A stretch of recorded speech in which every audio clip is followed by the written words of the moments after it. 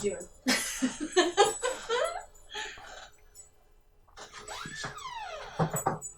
Hi, guys.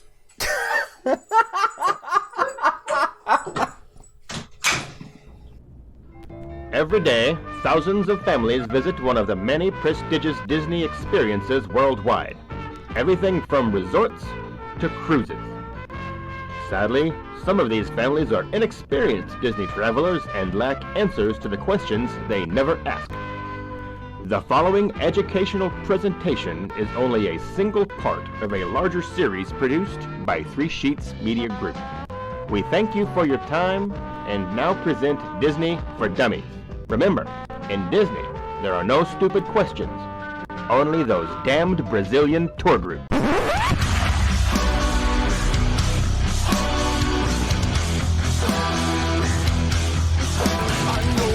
Sorted, but you'll be rewarded when at last I am given my dues.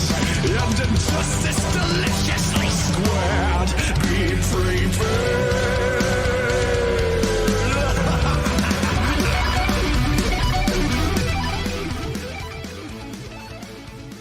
Hello everyone, and welcome to episode 155 of Three Sheets to the Mouse. We're the podcast that likes to focus on the adult side of Disney. From the parks to movies to dining, we'll cover everything Disney has to offer, including their booze.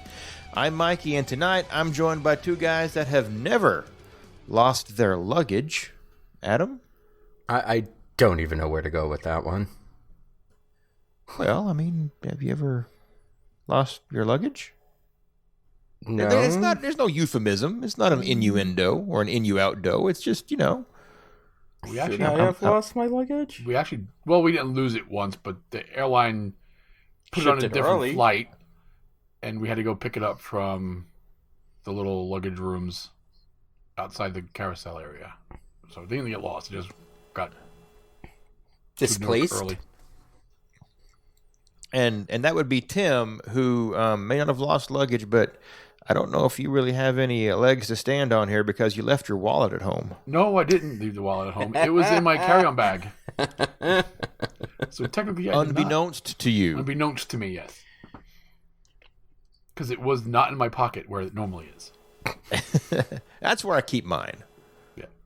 That's where I usually keep mine. But for some reason, I put it in my carry-on bag that day, and it's like, oh shit, my wallet. You didn't want it to get stolen. Cannot be too careful in aeroports.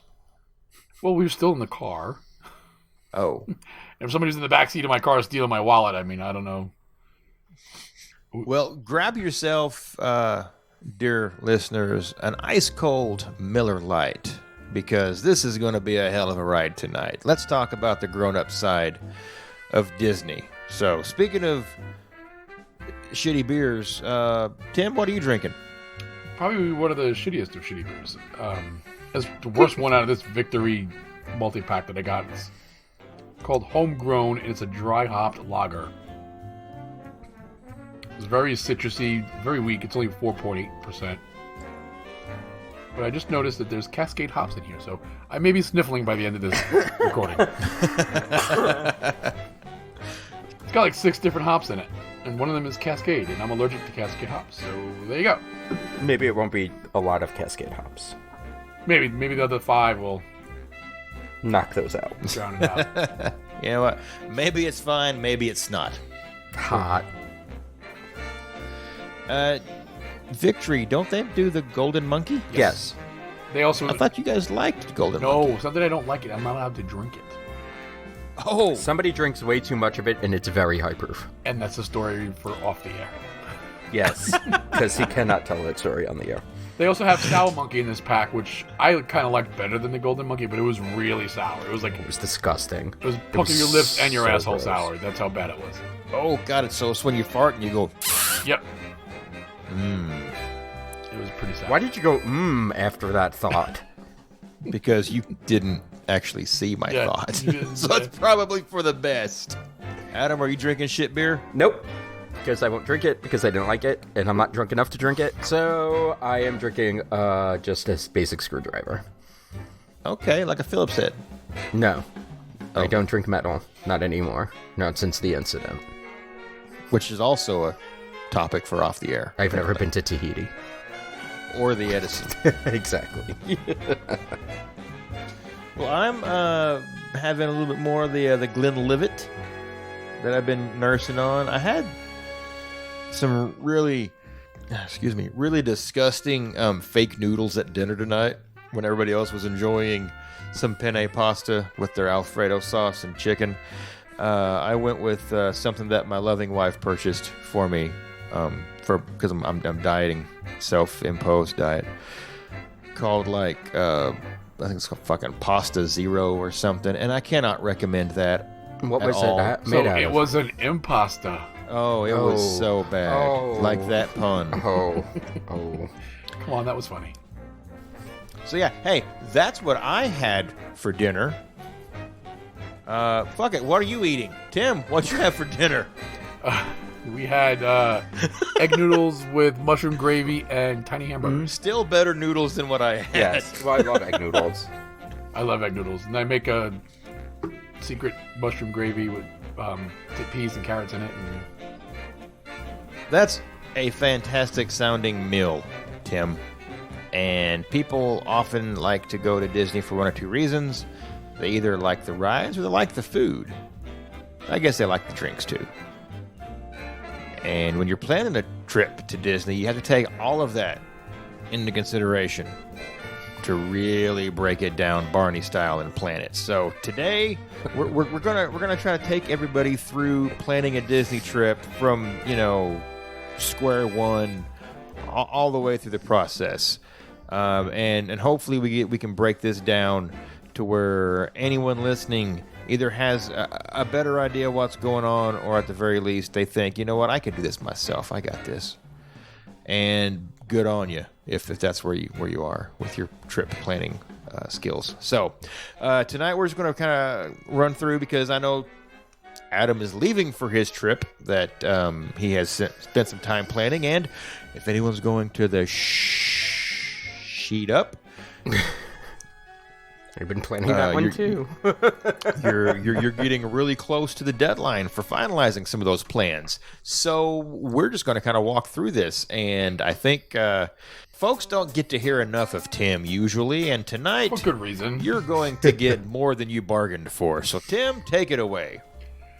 Well, first up, you call your travel agent and make them do all the work. Show's over. Good night. You're welcome. Chip and Dale, figure it out. But if you decide to do it yourself, which is not really all that difficult, there's just certain time frames you have to do everything in order for you to get whatever you want to book for your dining reservations, your room, your dining reservations, and your fast passes. The first step is deciding when you want to go. Now, obviously, it determines when you can go if your kid's in school, or some people have block out dates on their own vacations through their job.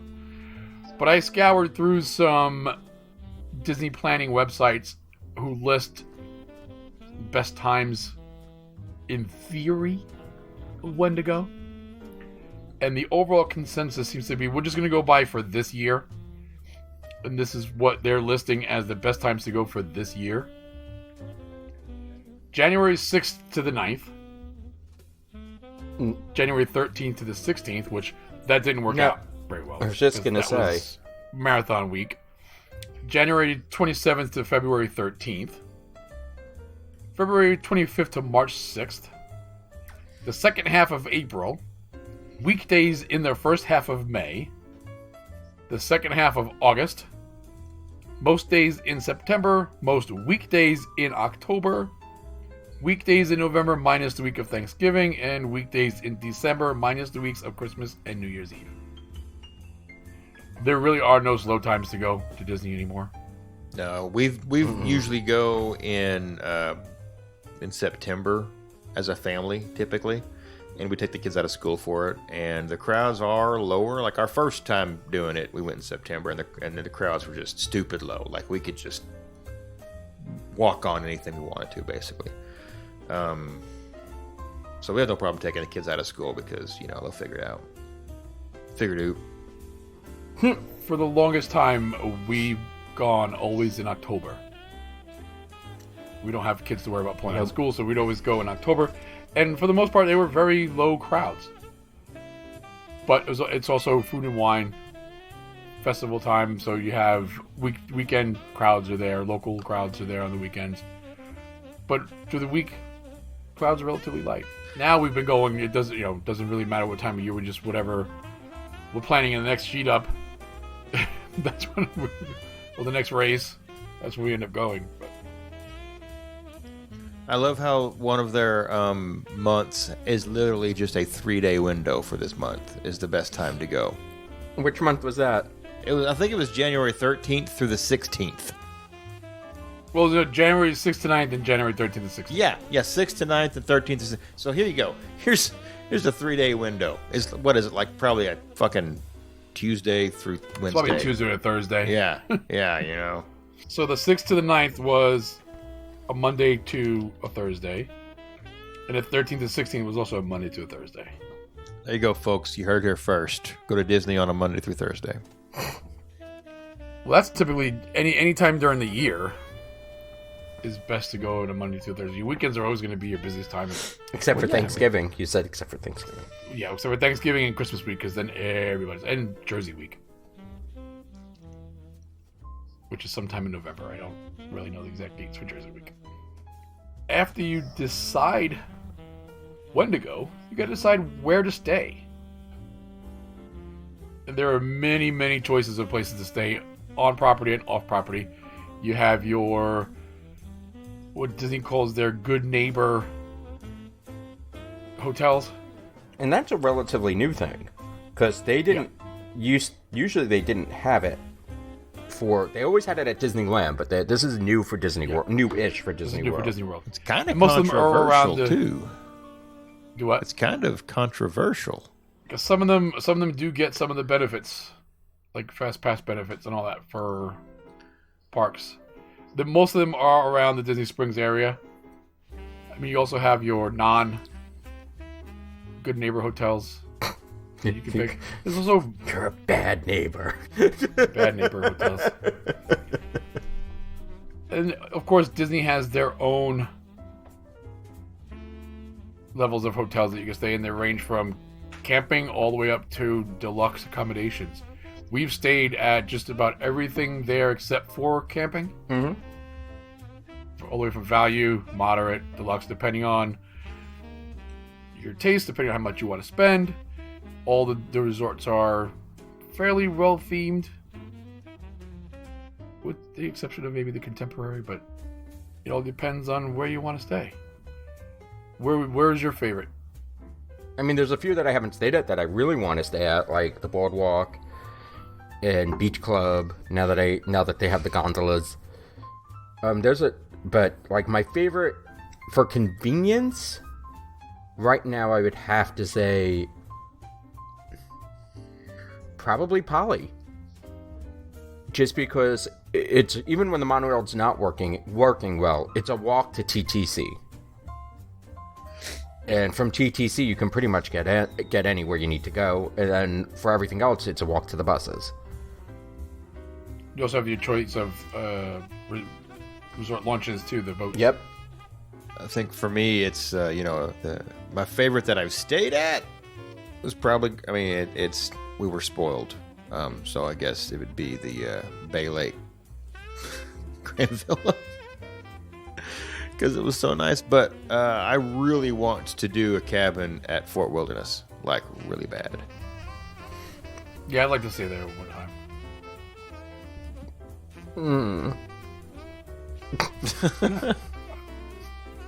I'd like to actually go camping. I would do camping over a cabin. Well, The thing is, if you you see, the cabins have bunk beds. okay, That They also have a regular Dibs. bed. and the beds are tiny. I mean, it's not that big. It's like a single wide. Yeah, it's smaller than a single wide actually. but if you're, for instance, flying to Disney, you're probably not packing a tent. I mean, you could, I guess. You could. I mean, A little two-man tent. I don't see why not. You could probably check it. Maybe. I don't know. I'm just saying, I think our tent will count as oversized luggage because ours is pretty big, but it's packed in its case. I know exactly how I am when it comes to setting up a tent and I'm camping, and I don't want to. My wife doesn't want to deal with that when she's on vacation in the happiest place on earth. So we just need to show up, go in, drop our shit, drink. But then she can always go drink and you can fill up the tent. I won't. I think if you're going to do tent camping at Disney, it's going to be one of those trips where you don't spend a lot of time in the park. Probably. I don't see why not. I mean, why wouldn't you go to the park if you're tent camping? I don't know. I think I would want to experience the resort a little bit more. There's a lot of stuff to do at Fort Wilderness. Tent camping, Fort Wilderness is going to be the cheapest. Yeah. Yeah. A quote-unquote resort you can stay at on property and get all those cushy benefits. Except like for public showers. No, they got public showers. Public showers. Running water, cushy benefits like that. Hey, Running water. you can run to the water. Well, I mean, the camping sites do have electricity, so Yeah, I think they've all got charge all power your and a devices. water spigot. So, you can haul that 110 AC unit down there and hang it out your tent. Yeah, hope nobody steals it while you're at the parks. yeah, that would be my main concern. I would have to empty the tent out, put it in the car every day, just because I'm paranoid. I don't want people stealing my stuff. Rightly so. However, if you're in like a camper down there and you get hooked up next to some of those other like long-term Fort Wilderness campers that hang out, they watch everybody else's shit all the time, and they hardly ever go to the parks. Fort Wilderness is one of the top-rated campgrounds in the nation, and these folks go down there and they just stay months at a time. And Yeah, they have an that. awesome community of those long-term campers down there. I just want to do one of the golf cart parades. Absolutely, Yes. we should Oh, we should yes. do it anyway. We're not even staying at this park. We're gonna go over there around 7:30 in the evening, Rent the golf cart. get a golf cart, it up. and then just do it up real quick, and then just do the parade, and then go back to our resort. If you do stay on property, the prices for the hotels start at $153 a night and go all the way up to $700 and change a night. Starting. Well, some of them go higher than that now. Well, yeah, that's starting prices. Oh. And that depends on location of the room in the building, time of year you go to, so keep that in mind as well. But you do get certain perks if you stay on Disney property, and one of them is the use of Disney's Magical Express. Now, for those that don't know what Magical Express is, it's Disney's complimentary motor coach transportation between Orlando International Airport and Walt Disney World Resort hotels. How it works is once you book your room and you have your flight information, you contact Disney. And from the US or Canada, you use 407-939-1936. From the Magic Kingdom, it's 0800-16-90730. Why wouldn't you just do this online? The website doesn't say anything about doing it. You can do it online as well. Because I've always, anytime I've used a Magical Express, there's a spot where you just fill it in and the information automatically transfers over. It also notes that all other international guests have to call their travel agent. Most international travelers are not going to be eligible for the luggage service part of Magical Express, though. Yeah. So we haven't used Magical Express in a while, but what it does is when you reserve your Magical Express, you about 2 to 3 weeks before your trip, you get your yellow luggage tags, you affix those to your bags. When you get to your departure airport, that's the last time you see them until you get to your room, provided your flight is between 6 a.m. and 10 p.m. If it's in that nighttime window, you have to bring your own bags. That's a bummer. We've actually had to do that once. Only because our flight was delayed, and we didn't get to Orlando until it was like 1 o'clock, 2 o'clock in the morning. So we actually had to grab our bags from the carousel and bring them on Magical Express ourselves. So the Also- the bus has a spot to stow your luggage. I mean, like any Yeah. large it's a bus motor coach. It all transportation. Okay. Yeah, it goes underneath the carriage. Like if you have your carry-ons too, the driver will put the carry-ons underneath the coach for you, so you don't have to sit with them on your seat Okay. or take up an extra seat. It also includes a return trip from your resort to Orlando, which you'll get your eviction notice the night before to tell you when your pickup time is to go back to the airport. It's usually, I think now it's 3 hours before your flight time. But we've been Ubering because we've been hanging out later in the world and in the park, so we've been Ubering. So who wants to get to the airport 3 hours before the flight? Also know that it takes about 45 minutes for you to get from the airport to the resort or the resort to the airport. They usually make multiple stops to different resorts. Also keep that in mind. Well, also different terminals at the airport. Oh no, just the one terminal. I'm lying. It's just the one. Terminal B. When you get down to Terminal B, you'll see the Magical Express booth. You tag your Magic Band, and they'll tell you what line to get in, and just wait for them to call you to get on a bus. That's going there or not coming home, though. Yeah, going there, yeah. Coming back, you just get there, and they just drop you off at Terminal B. You get off, and you're on your merry way. Well, next up will be, I guess, park tickets will be next. All right. So, the most fun about your Disney trip is trying to figure out your park tickets. Said no one ever. Well, I mean, if you're an annual pass holder, it's not even a thing. Still said no one ever. The reason why it's that it's not as cut and dry as most other theme parks.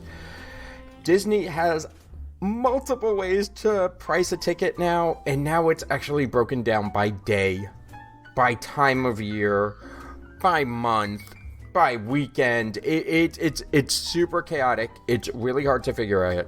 The only thing is that I can tell you is that Disney on its official website has a pretty easy kind of way to put in the amount, when you're going, how long you're going for, and what you need, and it'll just price it out for you. It's this huge calendar, and each calendar is assigned a different dollar amount. So basically, a one-day park ticket, from what I discovered, can run you anywhere between $116 to $169 for an adult. For a child, it's anywhere between $110.76 and $164.01. Gotta get that penny. And that is for a base one-day park ticket. For 10 days, this is the max I can find. This is also the max amount of days you can buy consecutively.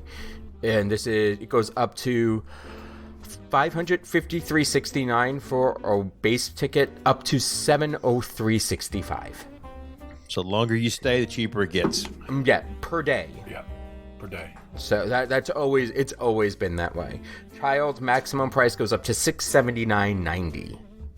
I am so glad I don't have children. I'm glad we do annual pass. Yes. Now, the good thing about this is that these prices are kind of locked in at the beginning. So you don't kind of have to worry about, oh gosh, like your airplane ticket, where you kind of forget to buy it for I have to come home tomorrow. So if you keep on putting it off, it's kind of locked in. Now, I said base ticket a bunch of times. There are a bunch of extra options that you can add on to your base ticket. And a base ticket, it just basically means just that. This is the lowest level of ticket you can buy, and it's one park per day, period. If you want to go to another park, you can, but that takes away one of your park days. So if you have a base ticket and you start in Hollywood Studios and you want to pop over to Magic Kingdom, that's 2 days worth of tickets. So not exactly the smartest move you can make. Now, the newest option they now offer is called the Water Park and Sports option. And this is a $70 per ticket cost. And now just remember that your average park ticket for the water park is $69. Now, this can be added to the one-day park ticket of base ticket for any amount of days. So instead of adding the park hopper option, which was the only other way you could kind of do this, this adds in access to one of your choice per day, and that's going to be your golf course, your water park, your sports facility, Blizzard Beach, Typhoon Lagoon, NBA Experience, ESPN, Sports Complex, Disney Oak Trail Golf Course, Fantasia Gardens Miniature Golf, and the Winter Summerland Miniature Golf. But the miniature golf stuff all has to be done before 4 p.m.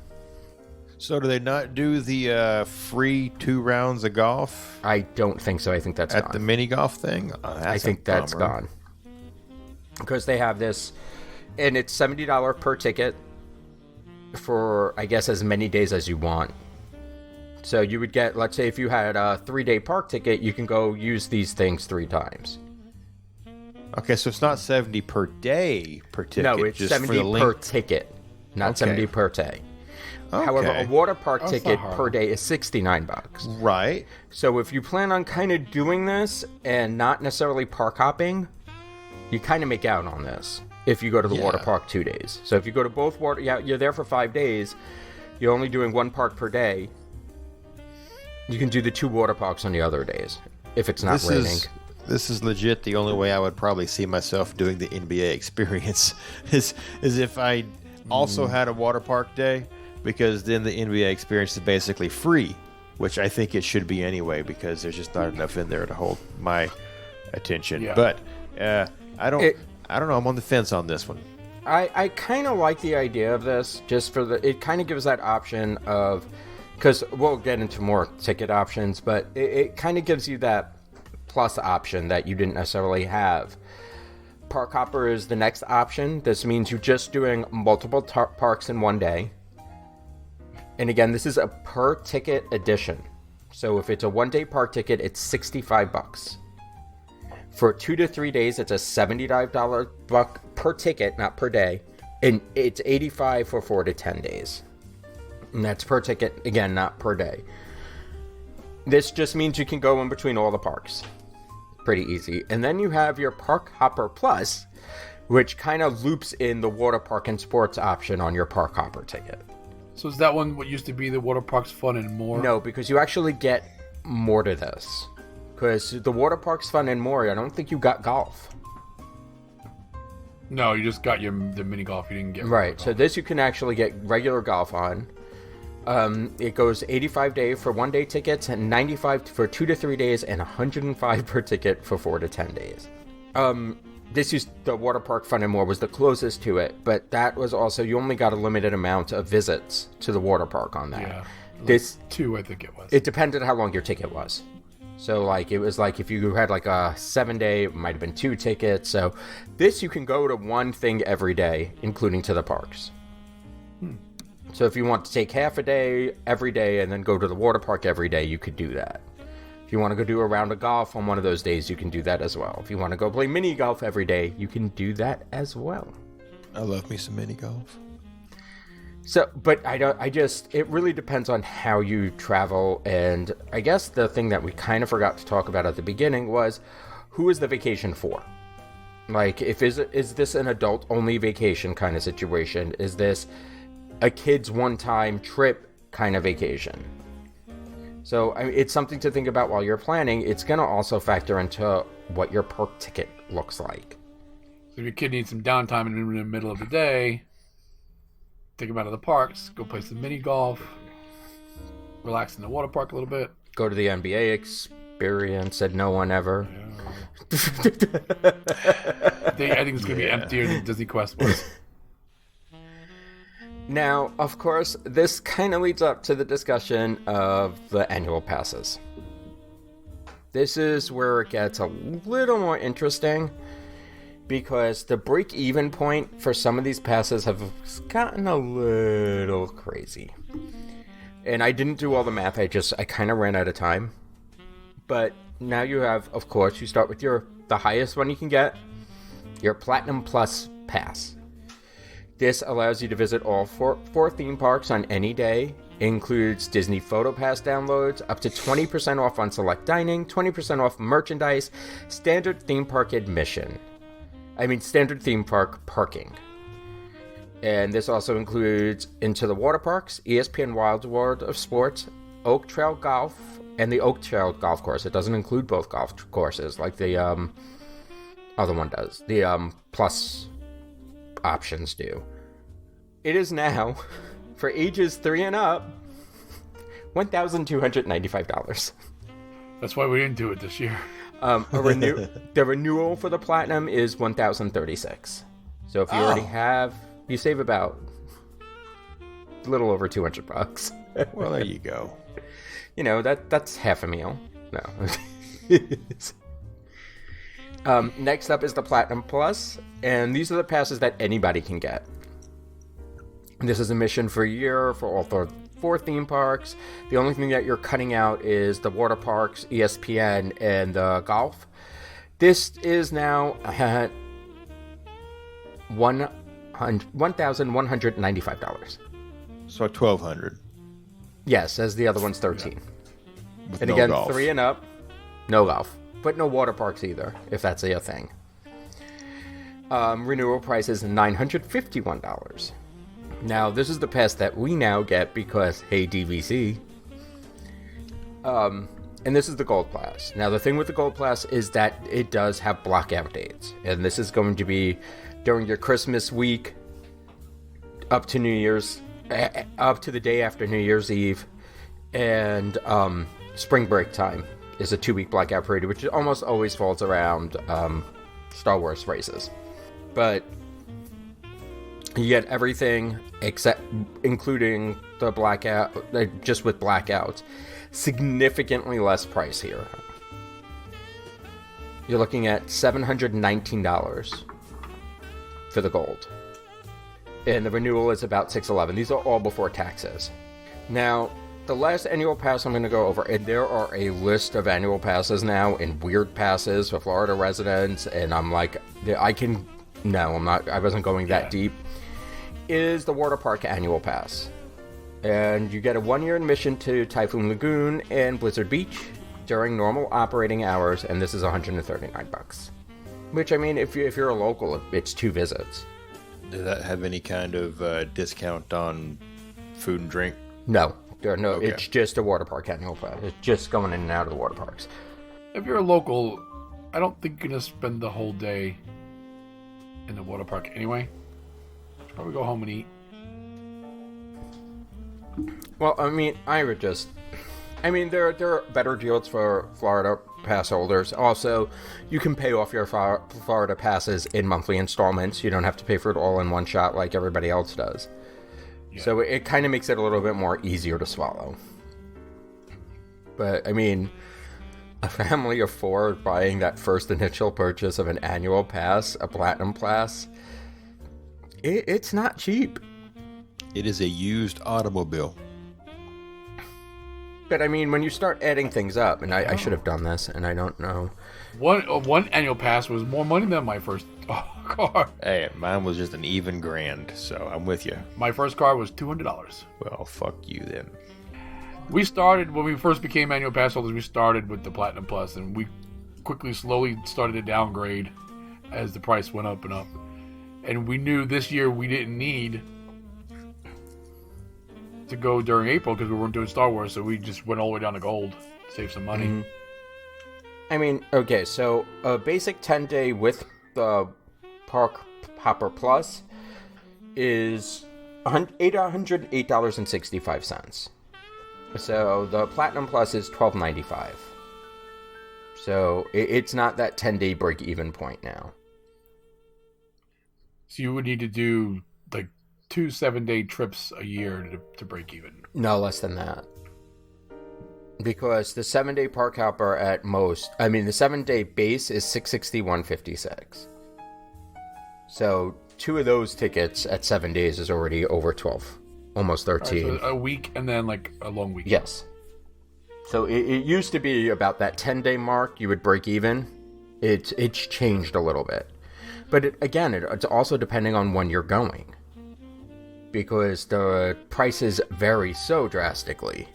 So what you're saying is Disney should raise the prices on day tickets, so it evens out to the price of the No, I'm just saying it's really hard to figure out the math. I know. Like you need flowcharts, and I wasn't. No. Is this that Common Core bullshit? Is that what? Yes, that's exactly why the prices are this way. At Disney parks. Mm-hmm. That makes sense now. You just made this all make sense.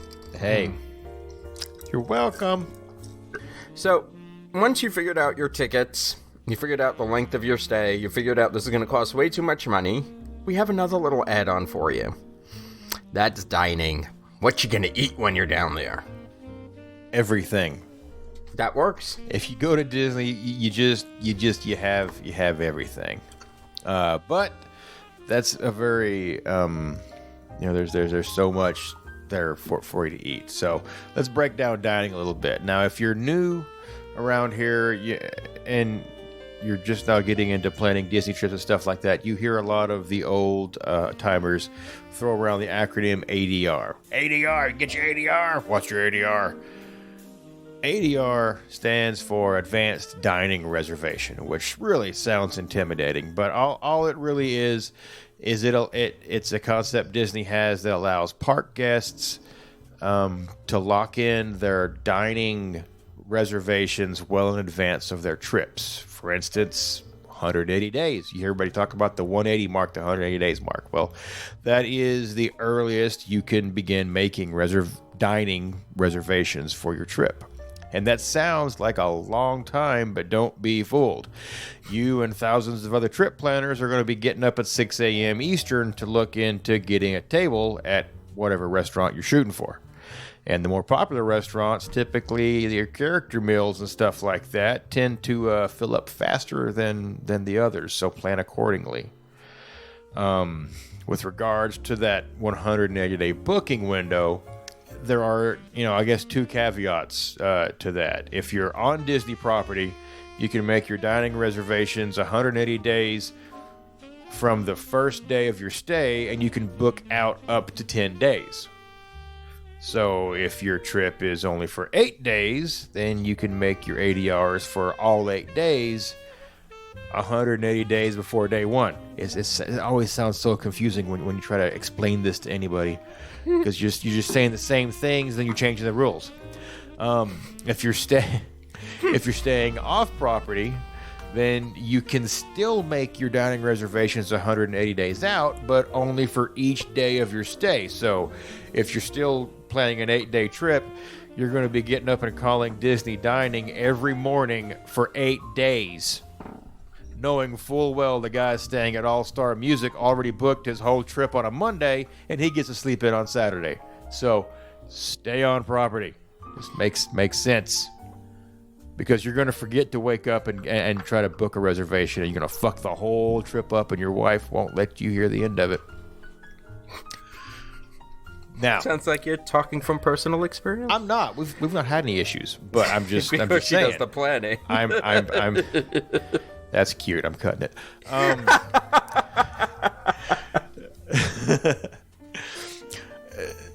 Now, speaking of planning, how do you plan your dining? Well, most people kind of fall into two camps with this topic. There's people who plan their dining around their park days, and then you got people that plan their park days around their dining reservations. Personally, I think you just need to be flexible when it comes to this. You may really want to lunch at Tiffin's in Animal Kingdom, but the only open slot they had coincides with your fast pass for Voyage of the Little Mermaid at Hollywood Studios. So, you're going to have to make a compromise. Would you fast pass Voyage of the Little Mermaid? You are doing this wrong, Mikey. You know what? It's a fantastic attraction, and I think it's often overlooked. You are doing this wrong if you are fast passing Voyage of the Little Mermaid. Well, he would do that just for the cloaca. Absolutely, I would. Personally, I like to try to, go into dining planning and stuff like this. Getting all of my table service or sit-down meals to kind of coincide with the park that I plan on being in that day, because you may not always have park hopper like Adam talked about, so you're locked in. Just listen, if you've got 4 park tickets for a 4 day stay, and you're in Hollywood Studios and, oh shit, you booked Animal Kingdom, well, you just lost an entire day worth of tickets. So keep that, in mind when planning out where you plan on eating. So you may have to flip your park days around to get that one reservation you were really wanting. And speaking of getting reservations, this can be done a couple different ways. So if you've got your trip already laid out and kind of loosely matched up to your park days with your dinner options, it's time to make that reservation or all of your reservations. And this can be done a couple different ways. If you screwed up and dicked around and forgot to take the day off work, or your boss just doesn't understand the literal Hunger Games that is getting Cinderella's royal table reservations, you can always see about making the reservation using the Disney World app on your smartphone. Is it still called the My Disney Experience? Because I opened it up today and it didn't say My Disney Experience anywhere in the app. It doesn't name it, but that's what it's kind of commonly called. Okay. For now, well, until Genie comes until out. It's not. 6 a.m., let's say 5:50. You can sneak off into the bathroom at work and start trying to get your ADRs. All right, just get on the Wi-Fi. But it's 7 a.m. Eastern Standard Time. It's 6 for online. It's 7 for phone calls. Yeah. Is it? Mm-hmm. I thought they changed everything to 7. Oh well, it might be wrong. I might be wrong. That's what I read when I was doing my researches. 7 a.m. Oh, they moved Fast Passes to 7 a.m., I think. Oh, yeah, well, that's not my topic, so we'll figure it out when we get to it. Now, mind you, with regards to the app, the interface is a little bit clunky and it can get glitchy, but it is an option. Alternately, if you're at home or you got a cool boss, you can hop on your PC and go to the Disney World website, log in 10 minutes ahead of time. That way you can get everything lined out in front of you, and hopefully if Stitch shows up, you can kick his ass to the curb and get a solid connection. And you can still go in there and start making your ADRs through the web portal. Just get in there early, just give her hell. Also, bear in mind, the website can be a little clunky and glitchy, just much like the app.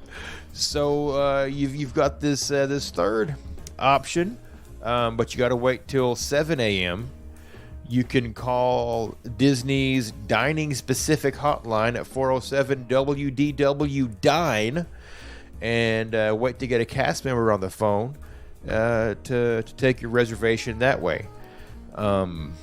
Some people prefer to do this because you can talk to one person and lay everything out. You know what? Sometimes cast member can see more than the app is telling you, and maybe they can get in there and work some magic for you.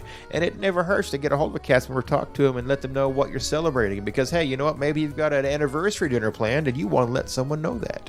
So don't be afraid to call and get a hold of a cast member, even if you've already made your reservations through the web portal or the app, and everything is cool, but you are celebrating something still. At your leisure, you can make a phone call to 407-WDW-DINE and just let them know, hey, here's what's up, and here's my information. Make sure you got confirmation numbers and shit like that. Otherwise, you're wasting your damn time and theirs. And a lot of people want to talk to them. So, also, one more thing. If you're making reservations and the app is like there's nothing available, go ahead and work through all your reservations. And at 7 o'clock rolls around, go ahead and get a phone call in to a cast member. Maybe they can get you in there when the app said no. Definitely a possibility. And I have to also mention that some restaurants, with regards to making those reservations, they're just fine with making the reservation through the app or whatever, but some will require a credit card to hold that reservation or even pay for it in full. Incorrect. All reservations that you make through your Disney's Experience app has Disney's Experiences apps. Has to be That's what I appreciate about you. Squarely at them, folks. Has to be you have to have a credit card guarantee. Okay, so if you're using the app, I was going to say if you're doing like some reservations in Disney Springs, like with OpenTable, for instance, you don't have to assign a credit card to that. Correct. But MDE, and if you're using a Disney portal, Okay, then you will have to have a credit card. Sometimes the card just holds reservation, but for instance, Cinderella's Royal Table, it's paid for in full. Correct. Most of your dinner shows are also paid for in full. Okay, At there time you go. of reservation. However, if you do not cancel your reservation, they will charge said card on file $10 per person of your party. So pay attention. If you plan on canceling, have that, just go ahead and call and cancel it as soon as you know you're not going to be there. Otherwise, you'll forget, and next thing you know, there's like a $60 charge because, you know, your family didn't show up for fucking beer garden. So just call and cancel it when it's time to cancel it. Don't wait until the same day. What does it got to be beer garden for? It's the first place I came to, man, because I love me some schnitzels. Wiener schnitzels? All the schnitzels. All the schnitzels. Yes, Adam. I'm not a schnitzelist. So, you know, we've talked about making the reservations, but what happens if you just 100% weren't able to get the reservation you were shooting for? Oh, it's simple. You don't eat. No, listen.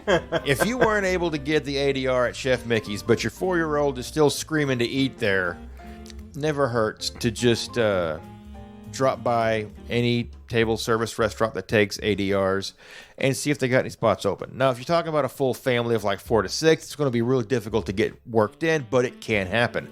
If you're talking about a party of like 2, you're probably looking at maybe like a 30-minute wait, which is like going out to eat most anywhere on a weekend.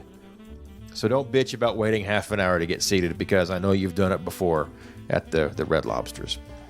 Maybe. Or someplace where you can get them sashimis and shoosies. Exactly. My other suggestion here is check back.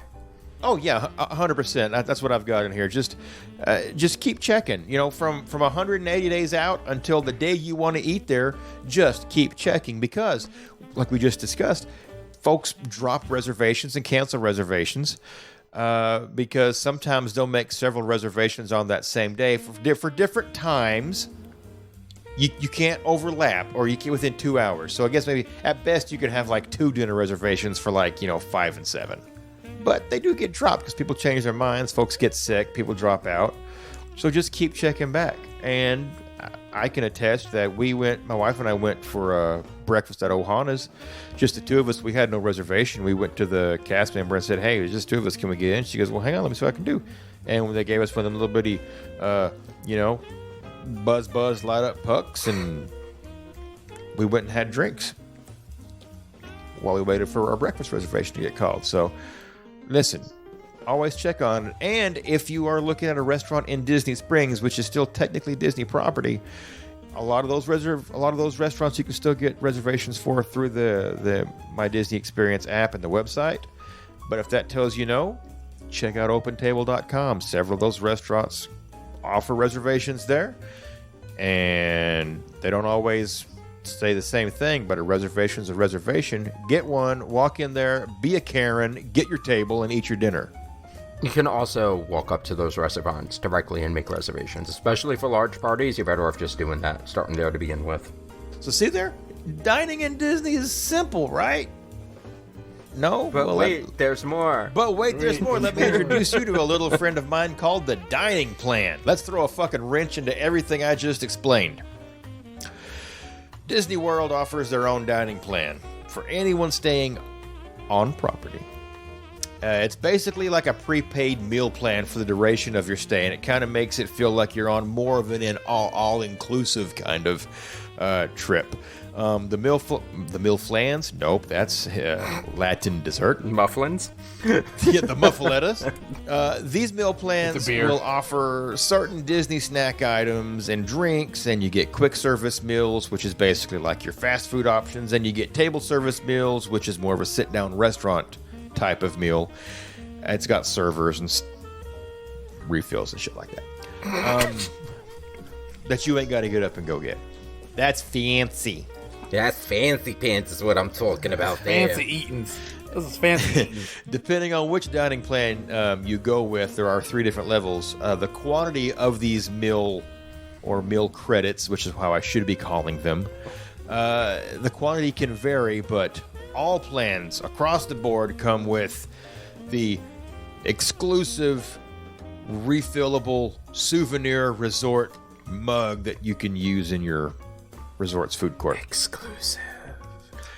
Or you can just spend $15 outright and buy one for the duration of your stay. But you get it for quote-unquote free with all your dining plans.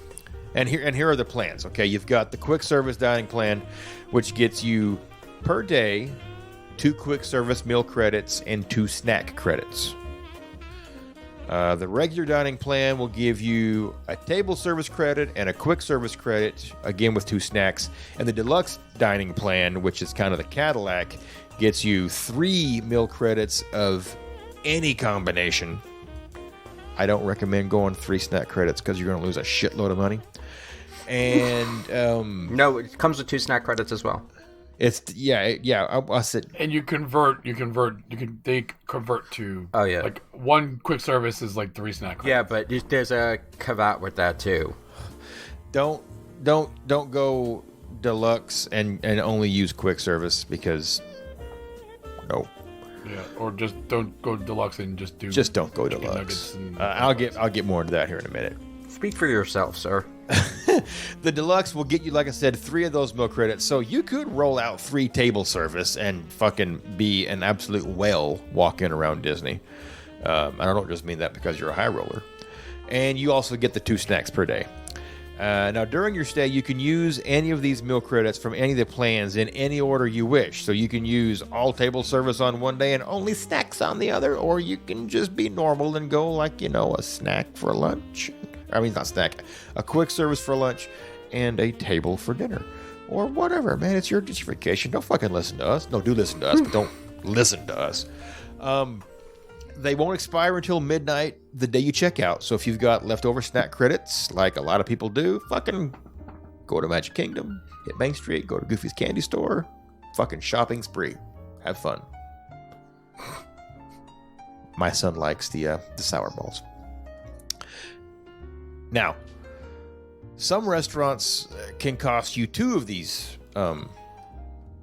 table service credits per person to eat there. This is most of your, this would be like your signature dinings, Hoop-de-Doo, which has your show and stuff like that. And I think the Spirit of Aloha, is that what it's called? Aloha. The luau? Yeah, at the Poly. Those are, going to be like your 2 credit meals. So, these credits, they're just that. They're basically like a currency that you exchange for foodstuffs. So budgeting can be involved with your planning. So think about that in advance. If you're doing stuff that takes 2 credits, you're going to lose a table service meal somewhere else and have to, figure it all out. And speaking of budgeting stuff, let's price these meals out, these dining plans out, okay? Your basic snack plan, which is going to run you $55 a day per adult and $25 per kid, which is from 3 to 9. Under 3 eats free. 3 to 9 is going to be $26 on a snack plan. So okay, the under 3 does not eat free. You do not have to actually pay for the meal plan for them. So it's not required. Okay, so here's the meal plan works for it. You have to purchase it for everybody in the room. So you're right. If you're staying with a kid under 3, they don't just get to choose, I'm going to have the hamburger with the beer. That's not the way that's going to work. I don't know how you're raising your son, Adam. But damn it, where I come from, if my kid wants a burger and a beer, he gets a burger and a beer. Yeah, not if they're 3. As long as you want to pay for it, you can get them whatever the fuck you want. But you're right. I was absolutely paraphrasing my notes when I said that. Yeah, nothing is free at Disney except the bad water. And yes, you don't have to buy a dining plan, because when you do, I didn't mention this, when you do get dining plan, you can't just get dining plan for half the people that are in your party. Everybody has to get it, right? Yeah. Correct. Okay, yeah. And it has to be for the whole length of stay. It's right. No, here's the game with this also. If you have more than one room can be on that reservation, on the dining plan. The other room does not. Right. So, okay. Well, in my pretend family that I priced this out at, I don't have a toddler, all right? I got me, my wife, I got a 10-year-old boy, and a preschool-aged kid. So basically, I'm hitting 3 adult meals and a kids level dining plan meal. So breaking this down, I'm looking at, for the 4 of us, about $191 per day for us to have fast food meals. All right. What that means is I'm getting, we're getting, each of us are getting 2 quick services a day, and we're getting 2 snackses a day. So let's just go to Epcot to do this, and for lunch, we're going to go to the Regal Beagle when it opens. I'll get the $19 3-meat platter thing. My wife will have a $12 smoked sausage sandwich because she loves the sausage as much as she loves a chicken dish. I was just gonna say, how are she's not getting chicken? Have you ever heard her talk about sausage? No. Not really. It's always she loves chicken. her some sausage. Always chicken. My 10-year-old, he's not adventurous as we are, so he'll probably get the $8 barbecue chicken leg meal. And little brother orders off the kids' meal and gets a fucking $8 cheeseburger. So that's only $47 worth of food if you were to break it down and pay for it outright. That is literally 1/4 of your $191 per day plan for the 4 of you to eat. So you now have the rest of your day to try to spend up to $144 to equal this out, and that's in 1 more meal and all your snacks. Well, you're forgetting. Are you including drink? Well, yeah, this includes. No, I'm not pricing out the drink separately on that. But does your meal plan include your drink? Yes, it does have a drink with. So with you have that, to include your meal plan on the drink because you also get an alcoholic beverage. With quick serve. I'm almost positive. I think it was for the. I thought it was just table serve. Let's just say I'm not Because drinking. you can get it with the quick service meal during the regular meal plan. Let's just say I'm only drinking sodas. Either way, okay, it's about $47. Let's just call it $60 with 4 drinks. You're still looking at having like $130 to spend on another round of meals and all your snacks. It's going to be difficult to break even on a snack meal plan because that is the most expensive meal I could find in Epcot that was quick serve. So everybody would have to get that $19 meat tray thing. It's just I can't vouch for the quick serve meal plan. But nope, it actually does. The quick service meal plan, the actual breakdown, you get 2 quick service meals, 2 snacks or non-alcoholic drinks. Each quick service meal includes for breakfast, lunch, or dinner 1 entree, 1 non-alcoholic beverage, or alcoholic beverage for guests 21 and older. Oh, okay. Well, I don't read the whole paragraph apparently. So you can kind of make that up in beer. Well, but then you have to buy regular drinks for everybody else in the party if you're just trying to skim the other 3 beers. No, well, I mean, yes, but I mean, it might be cheaper that way. That's a lot of snack money you're trying to equal out to because it's hard to find a $10 snack credit item. No, it's not. Have you been to Food and Wine? I have. Food and Wine. Most of them are around $8. There are some $10 ones. Okay, well, still though, when you're having to go to this much effort to try to break even, it's not fucking worth it because you're just spending money just to try to break even when your kids aren't going to want anything at Food and Wine. Maybe a pretzel. I have a hard time recommending the quick serve meal plan. See, the only reason I can say go for it is if it's 2 adults. Kids, I'm sorry, I don't factor in, especially for a dining plan. If they're that young, you shouldn't be. It doesn't make sense because you're paying way too much for the child. But if you have 4 adults and you're not buying the small menus, it can kind of save you money. Or if you even have 2 adults, if you're getting getting 2 meals with a drink, and it doesn't say beer, it says drink. Right. So you can probably choose any alcoholic $14, $15 drink on that menu. Provided they have it. Some places just have beer. Yeah, but I mean, a lot of the places have that specialty drink. And a lot of times you can order the specialty drink, like you want that Glow Clube. Gotta You get need it. the special, and it's a $15, $16 drink. I know Stephanie's gonna want a glow clue. Mm-hmm. If she ain't getting the chicken dish, she's definitely getting a glow lube. So, Exactly. well, I'm not breaking this down for just a grown-up. I'm breaking it down realistically how I would make this trip with my household. So you would steal everybody's alcoholic beverages and buy sodas for everyone, or they're Probably Or drinking, they can drink water. or they're all They can drinking drink the fart water, and you're drinking all the alcoholic I will drink the beverages. fart water. Who are you giving your alcoholic beverage to? I'm not having one that week. It's not my cheat week. Wow, the lies are coming hard tonight. That's what she said. The next dining plan is your standard dining plan, which is going to be a quick service credit, a table service credit, and your 2 snacks per person per day. Now, for my fictional family of 4, that's going to run $78 per adult, $30 per kid. So that brings us to $264 per day to eat McDonald's and basically Chili's. That's not entirely fair, but roundabout. This is more lucrative when I break this down. For instance, sticking with Epcot, if I want to try to maximize this particular dining plan,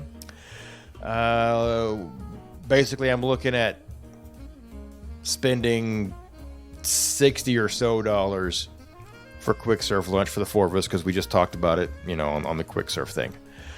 But hey, you know what? My kids want to meet princesses today. I don't feel like waiting in line, so I decided let's get dinner reservations at Akershus in Norway. Now, all the adult meals here are a flat $63 per person, and the kids are a flat $41 per person. And right off the bat, that's $230 of our $264 per day. Figure in my $30, and I'm at $260. So I'm already basically breaking even, and I hadn't even got the snacks. So if you really want to maximize one of these meal plans, the standard plan, and then just do your high-end character meals, that's like the best way to try to maximize it. And Akershus is kind of the outlier here because it is the most expensive single credit meal in Epcot. For instance, Garden Grill, which has Mickey and Goofy and Chip and Dale, it's like $54 per adult. So it's like, it's going to be $20. Almost $20. Well, $10 per person cheaper, I guess. I mean, the other thing you can do, and I hear this a lot, is that they're not... When you do the meal plan, they don't break down what's a child, what's a kid credit. A credit's a credit. So if you have that kid who's only going to eat chicken nuggets, buy the damn chicken nuggets and you have another meal to play with. Yep, pay cash outright for someone who just... Because listen, even in my example here of going to Akershus, there ain't shit on that adult menu my 15-year-old son is going to eat. They have a pizza in the kids' meal, and that's what he's going to want, which is not going to be a good pizza. It's not even going to be a bad pizza by Disney standard. It's going to be a bad pizza. So... yeah, Adam is 100% correct. A lot of the places, if you've got, a kid up to 9 years old, they probably won't want what's on the kids' check meal anyway, or they may want a burger and they're going to get half of it, or a small cheeseburger with chicken strips, chicken nuggets, fucking an Uncrustable from Smucker's. That's a thing. Anyway, rounding this out, not to get too deep into this because I've only got one line on it. The deluxe plan is $404 per day for my family of 4, and I'm just fuck all that noise. I'll never balance that shit out. Ever. Because I don't eat that much food. Otherwise, you're just eating to eat up the credits, and how much fun is that? We used to do the deluxe dining plan, and that was the problem we had. It was just way too much food. Well, no, the problem was I fucked up and I miscounted my credits. But what we used to do is we used to take two credits and go to a signature dining every night. And then you don't get, like, either the night we arrived would still be 2 credits. So there's ways you can kind of work it. The deluxe dining plan got way too expensive for it to make sense for us anymore. But, I mean, the other thing with the deluxe is also you're getting the appetizer, the entree, and the dessert. Whereas the regular dining plan, you only get the entree and the dessert. Some places will allow you to switch the dessert for an appetizer or something else, but I think they kind of got rid of that. See, if you look at the website, though, it says the deluxe is just any of those credits. So even if you're getting your table service credit, it doesn't necessarily come with an appetizer. It does. It tells you what it comes with. If you look at the actual... You have to look at the actual what the meal entitlement is. So per it's going to credit. vary based on your restaurant. You may not always have an appetizer. No, you always have an appetizer with the deluxe. If you're sitting down, you can always have an appetizer. Yeah. Dining only gets more difficult when you try to figure in your dining plans. And you really have to break it down to see if it makes it. Listen, if it's your first trip, it's not a bad idea to get a dining plan just because you don't have to worry. Well, it's a budgeting issue, too. Yeah, once you get through it, you can look back at what you did and didn't do or didn't spend and figure out on your next trip how that may or may not work out for you. Like, for us, we don't know. I don't think we're going to do... like, for just me and Stephanie, it wouldn't make any sense to do a dining plan. No, she always eats the chicken. Always. Or the sausage. Well, the sausage, correct. Alright, so the next thing that you need to be on the lookout for, because this is really starting to sound like a lot more steps than I even realized there were your FastPass reservations. So, FastPass is the simplest way to describe this, is pre-scheduling the attractions you kind of want to go in onto. There's actually no additional cost to use FastPass Plus, and it is included with all theme park admissions. To make your FastPass sucks. FastPass sucks. That's awesome. FastPass does suck. Yes, but to make your FastPass Plus selections, if you are staying at a Disney park resort, you have 60 days prior to check-in. If you are not staying at a Disney resort, you have 30 days. And whatever your time window is, you gotta wake up about 6:45 in the morning, because this is all done on the internet. There is nobody to call. And you just gotta register, make sure you registered all your tickets, your length of stay, and you just kind of figure out what you're doing every day. You get 3 per park for one day. So what that basically means is you can choose 3 in one park every day for advanced planning. So this, of course, is subject to rules, like everything else in Disney is. So there are certain tiers with certain parks. So Magic Kingdom has no tiers, so it's basically a free-for-all. So any of the rides you can get in any kind of combination, and you can choose 3 attractions as of right now. I'm sure that will change when Tron opens. For Epcot, we have 2 tiers. So when you have 2 tiers, you can usually choose 1 from Tier 1 and 2 from Tier 2. 1 from Column A, 2 from Column B. You have, in Epcot's Tier 1, you have Frozen Ever After, Epcot Forever, Soarin', and Test Track. Tier 2 includes the Pixar Short Film Festival, Journey into Imagination with Figment, Living with the Land, Mission Space, Spaceship Earth, The Seas with Nemo and Friends, and Turtle Talk with Crush. The problem is with choosing your Tier 1 at Epcot is that you usually struggle choosing your Tier 2. And you can usually figure out one. I have never had to use a Fast Pass for Living with the Land. No. Or pretty much any of those other ones either. Well, really. Spaceship Earth can get crowded if it's at the beginning of the day. Yeah. But in Mission Space, I just, no. We don't ride Mission. Oh, I love Mission Space. I know you do. In Hollywood Studios, you are subject to 2 tiers as well. Millennium Falcon Smuggler's Run, Slinky Dog Dash, and Mickey and Minnie's Runaway Railway starting March 4th are going to be Tier 1. Tier 2, we have Ass, Toy Story Mania, Rock and Roller Coaster, Tower of Terror, Beauty and the Beast Live on Stage, Fantasmic, Disney Junior Dance Party, for the first time in forever, a Frozen Sing-Along, the Indiana Jones Stunt Spectacular, Muppet Vision 3D, Star Tours, and Voyage of the Little Mermaid. Wow. How the Mighty Have Fallen. I remember when Toy Story Mania was the Tier 1. Well, so was Alien Soaring Saucers. Was it? Yes. When that thing first opened, I think it was. I thought it was open. I always opened as a 2. But yeah, they kind of balance. This is the most balanced Tier 1 to Tier 2, in my opinion, right now. Because Millennium Falcon, Slinky Dog, and Minnie and Mickey's are going to be everybody wants to go on those, and I get that. And there's still enough in Tier 2 that you can pick something that you won't be totally disappointed with. Next, it is Animal Kingdom. There are 2 tiers here as well. Tier 1 for Animal Kingdom is Avatar and Navi. Everything else is Tier 2. I always thought Navi was Tier 2. Nope. Everything in Avatar Land is Tier 1. Everything else is Tier 2. I remember when Everest was Tier 1 too. Yes, Everest at one point was Tier 1. But that's been a walk on the last few times that we've been in. Yeah. It's been like 10, 15 minute wait. Which is a while because it's still my favorite coaster on property. I can't believe Primeval World isn't a Tier 1. Primeval World has gone to seasonal operation.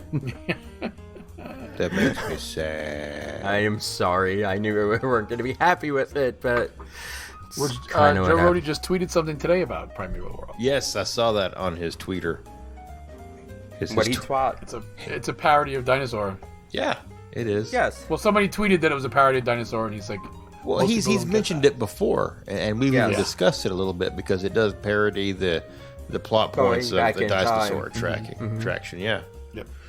Now, some interesting hints that you can do with FastPass if you don't get your FastPass or you're having trouble. Refresh the app a bunch of times. Sometimes that works, sometimes it doesn't. Also, this is another thing where you constantly check back to see. They sometimes release more FastPasses as your date gets closer. And then there's the 2 p.m. magic hour. 3 p.m. magic hour.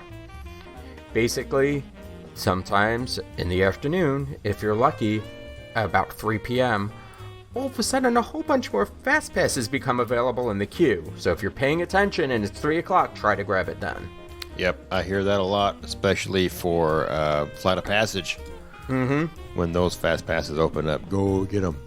If you're listening to this and you haven't paid any attention to what happens on the internet, there are no FastPasses for Rise of Resistance, the brand new Star Wars ride in Hollywood Studios and Batuu. You've got to go into the app, and I'm not going to get into what you got to do there. Find a YouTube video on it. No, it has nothing. It's a pain in the ass.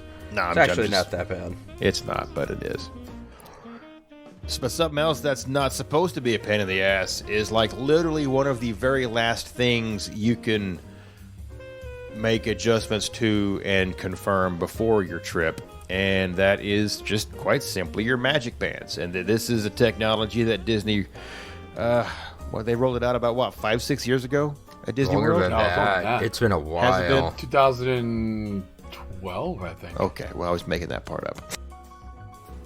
But it's the magic bands, and if you've ever been, you know what they are. If you haven't, you probably still have an idea what they are. It's basically a bracelet that looks like a watch, and it's got a removable puck in the middle of it with an embedded RFID chip that has basically all of your trip information on it. Your tickets, your meals, your meal plans, your resort info, your name, etc. It's all right there.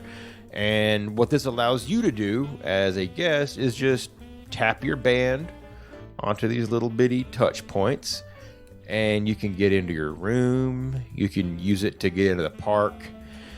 Kinda. I mean, you still got to go and scan your finger and then wait behind people that have never, ever, ever, ever in their lives been told to follow simple instructions. I like how you say you can use it to get into your room. Not once. Well, have I not had to visit the front desk? True. I've been there for 2 of these trips. Mm-hmm. And that's the last trip. If the only one that worked this time around was Tim's. Everybody else's didn't work. Allegedly. Nope. Nope. It was true. Mine was the only one that worked. It's supposed to let you get into your... Listen, at least one person on your resort can get into your room. If your kids aren't on there, send them outside and have some mom and daddy time. They can't get back in. It's fine. It's got your card attached to it if you have that linked to your Disney experience, so you can make purchases, and it lets you use the FastPass system for rides. Adam covered the FastPass system, but you got a magic band really to take advantage of that, because you got to dink the touch points. They know you're qualified to get in that quote-unquote shorter line. Now, when you see website or My Disney Experience, information about these magic bands pop up. You have like up to 11 days before you check in to make changes and customize these bands. The standard bands are included with your tickets, and they come in a variety of just solid print colors. They'll have your name or your nickname printed on the back side of them, so you can pick whatever you want to be called within reason, because I think some attractions does Small World still have the screens that say your name on it when you pass. Did, so yeah, within reason you can pick whatever you want, but I mean don't be a dick. Unless your name is Dick, then go for it, see what happens. Now if that's not enough personalization for you, or those don't look as well as you would like them to look, then you can actually upgrade to a bit more artfully themed band, again through the web portal or the app, My Disney Experience, and you can. I think I didn't click the link to see, but isn't it like about $10 to upgrade to one of the more the themed? That sounds right. Type bands. Now, these designs feel like they change every other day, like whatever's offered. They do. They change often. Oh my gosh, it's so frequently. Probably whatever they have a surplus of that you need to get rid of. And when this was originally launched, I know there was like an issue with people weren't really getting the one they wanted that they actually requested. They were getting like something else. So I think they've got that about ironed out. But for $10, it's a great way to go from a solid color band to having something that maybe has a character, or I think I saw some with Walt Disney himself on them. They look good. They look cool, because when you go to the parks, you can buy some, custom bands that usually run your $25-$30. And this is just an extra 10. Yeah. Tim's got one. Now and that one was more than $30. Well, that leads me on to if you really want to bling yourself out and get some serious swag, and let's face it, if you're dropping $440 a day for a meal plan, shit. Go ahead, go to Disney Springs or the like, and grab you like a Dooney and Burke Disney Magic Band, or any of the other even limited edition bands they have that actually they could be characters or movies, or like I said, some Dooney and Burke designs, which is kind of a thing. The Dooney and Burke Fantasia one is gorgeous. Oh, the Dooney and Burke everything looks fantastic, and people love that stuff. But when you get some of these custom and limited edition bands, when you hit the touch point, you'll get maybe a different colored light or a whole light effect that flashes across there, and a custom sound effect or chime, not the normal touch point chime. The Food and Wine one that I have sizzles, and it shows like a little flame. Yeah, there you go. You can get really cool with a lot of these magic bands. Yeah, but allegedly the 35th anniversary Epcot ones we have play the Imagination theme, but we're not allowed to use them. Because someone won't let you take them out of the box? No. Me. Oh. I won't. It's not me. Every trip he asks, can we use the 35th? And I constantly get told no. I had the Food and Wine one too, and for years I didn't use it. I swapped the puck out with the free puck. So I just used the band but not activate the actual magic band. And then when I was doing the trip, I'd put the Food and Wine the puck back in it and put it back in the box. I don't know why, but finally, like last year or 2 years ago, I finally used it. Now I have the Dooney and Burke Mickey Mouse one.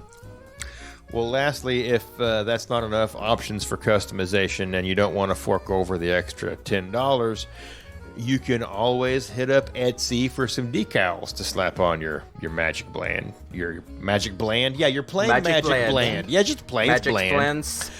Or we got a Cricut, you can make your own. And this is true. You can. Etsy, you got those folks who actually do full color printing on the vinyl. So it's a little bit more detailed with not being infringent upon copyrights. But if you go that route, you can, make your purchase and sleep easy knowing that you're supporting an independent creator instead of just feeding the machine that is the corporate mouse. Or just spend the $10 and get one, because by the time you buy the decal and pay for shipping, you've spent your $10. Well, that was a funny thing when they first came out. I said, I'm not going to pay any money for magic bands. I'm just going to get the free one that they give you when you book a room. But no, we buy one almost every time we go. Every time we go. You know what? They're fun. It's one more thing Disney has that people can collect. Talk shop about on the internet and go to forums and so on and so forth. It's also one more thing people can gouge prices on like eBay for some of that shit. Yep. And listen, if you really want to get one maybe for an upcoming trip while you're already at Disney and you get a chance to go to the cast member connection, they've probably got magic bands there. They do. Surplus. Yeah, Matt got a limited edition Marvel one, I think, for like $4. So, shop them clearance racks if you just want a magic band that doesn't look like the plain orange or yellow or green or was it orange, yellow, green, blue? They keep on adding red, colors blue, too. Red. Did purple ever make gray. Yes, I think it purple did. did. Okay. Yeah, we got. There's a whole garland of them hanging on my office window here. There's blue, gray, purple, orange, yellow, pink, green. Plaid. No, not plaid. They've gone plaid. Gone plaid. I want to say they've added a white and took it away, and then they've added a black and took it away, but don't quote me on that. But Well, no, those are the main colors that you're quoted. You've already been quoted.